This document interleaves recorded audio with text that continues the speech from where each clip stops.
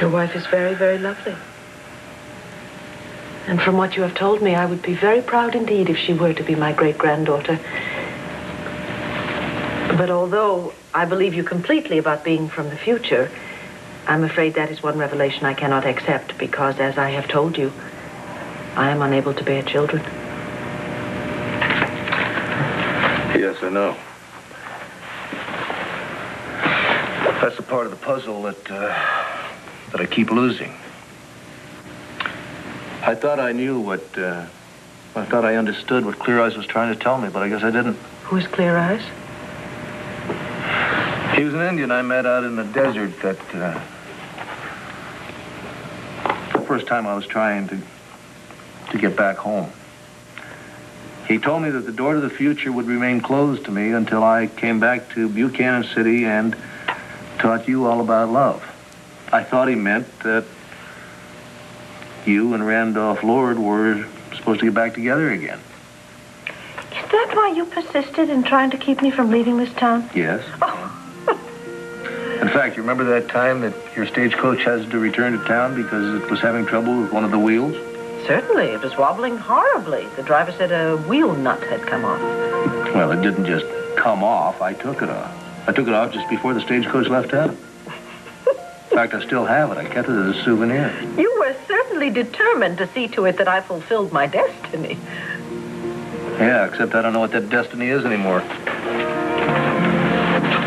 If you really are Baron, and you weren't meant to establish Vicky's line with Randolph Lord, then maybe Clear Eyes was wrong.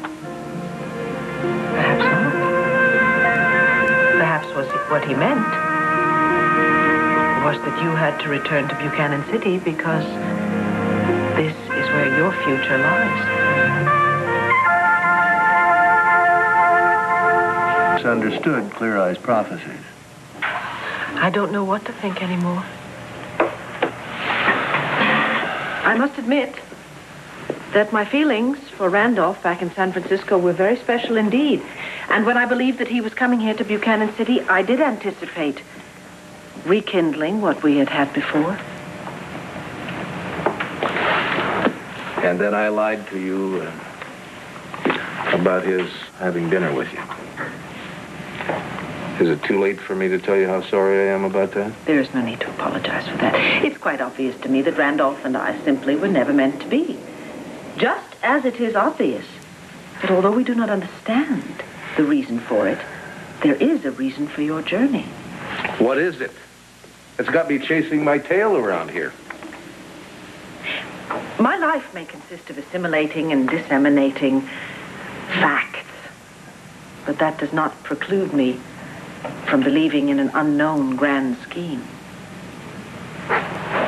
Do you think Clear Eyes is part of that? Perhaps. If you were not meant to teach me about love for Randolph's sake, well, perhaps you were meant to... Clint, the sheriff just brought Laredo into town, and Laredo says that he has no idea where Blaze is, and I had to stop Buck, boy. He was going to shoot that man right then Where and there. are they right now? At the jailhouse. I better get over there before Buck does something he's going to regret. Yeah. We'll talk later, okay? Yes.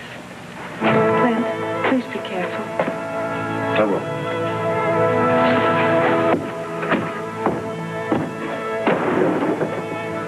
Jenny, if I didn't know any better, I'd say that you just sent that man off with love in your eyes. Did something happen between the two of you down in Mexico? Oh, May, what happened in Nogales? Yes. Clint, please be careful. I will.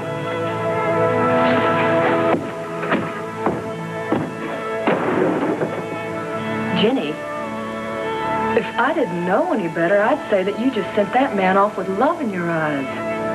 Did something happen between the two of you down in Mexico? Oh, May, what happened in Nogales was wondrous indeed. It was a grand adventure straight from the pen of Alexandre Dumas.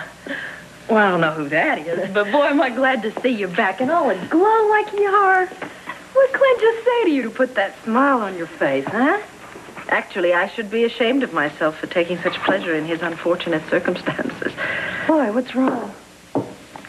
Well, it appears that he will never be able to rejoin his family now. Oh, don't tell me something's happened to his wife and kids.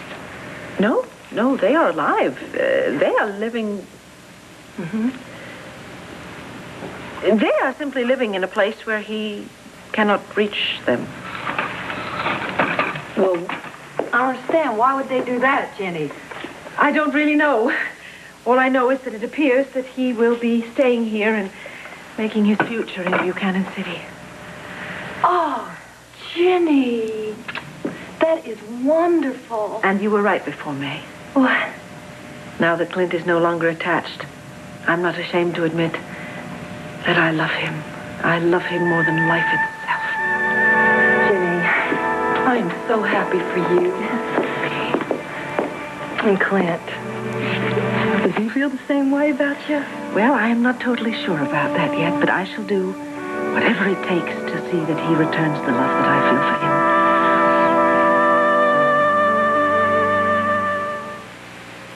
him. I beg your pardon. Forgive me for staring at you, Dr. Westsmith. You are so young. I know. People expect doctors to be old and gray and fatherly. Yes, one does assume that, yes. Medicine is a rapidly growing profession, Miss Fletcher.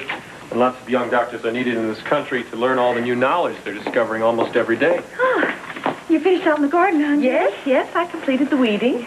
Well, that's good. You two have met, I guess. Yes, we introduced ourselves. In fact, Dr. Westsmith has been explaining to me how exciting it is to be a doctor in the 1880s. Really? Yes, well, with all the new discoveries they're making, I'd say in 75 years or so, there won't be any sicknesses left. Oh, boy, that's going to be good news for my baby. And a fine, healthy baby it's going to be. You're in perfect physical condition, and your baby's doing just fine. I'd say in the years to come, you and your husband can look forward to as many children as you want. Did you hear that, Jenny? That is wonderful news indeed. I shall make some tea, and we will celebrate. Okay. So, have you found a permanent place here in Buchanan City? Yes, I think I have. There's a small... Miss Fletcher! Jenny! Had these spells before. Not that I know of, Doctor. She's just been through a lot lately. She, was recently kidnapped by a bunch of men who auction off wipes and such. Oh, what is that horrible odor? It's smelling salts, Miss Fletcher. You fainted. Oh, dear, excuse me. I assure you, Doctor, I am not in the habit of fainting. Don't you worry about it. You just relax and catch your breath. Oh, well, I'm quite all right now. Thank you very much. I'm quite all right. I was making some tea. Jenny, you sit down. I'm dear. going to make the tea. Oh, Come dear. on, go back. May, would you be so kind as to bring me a glass of water, please? I can hardly imagine what has come over me. Doctor, she just hadn't been herself since Clint rescued her and brought her back from Nogales. That's why we wanted her to stay here with us for a while. Oh. Has this ever happened to you before? No, Doctor, as I told you, I have a very strong constitution. Jenny, she has been pale, Doctor, and she's been so distracted lately. May, please, I would prefer if you did not speak about me in the third person as if I were a child. Yes, but it's true, Jenny. But considering the symptoms Mrs. Vasquez has mentioned and this fainting spell, I wouldn't consider myself a very good doctor if I wasn't concerned. Do you think she might have picked something up down in Nogales when she was there? Well, I believe I should give you an examination, Miss Fletcher. Oh, I really don't believe that's necessary. If you contracted a disease in Mexico, it could be contagious. Oh, do you really believe that could be true? Well, I think it's better to be safe than sorry. Especially with Mrs. Vasquez and her condition, I'd hate for her to come down with something. Oh, that would be terrible indeed, yes. Yes, I agree. Under the circumstances, that examination would be most prudent. Well, I'll leave you alone for a little bit, and I'll be back after a while.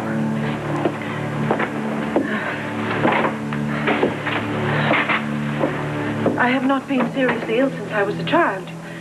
Then I nearly died. And I have had the usual cold and such since then, but... Doctor, do you really believe that I could be seriously ill? There's no need to get excited. As I say, it's just a precaution.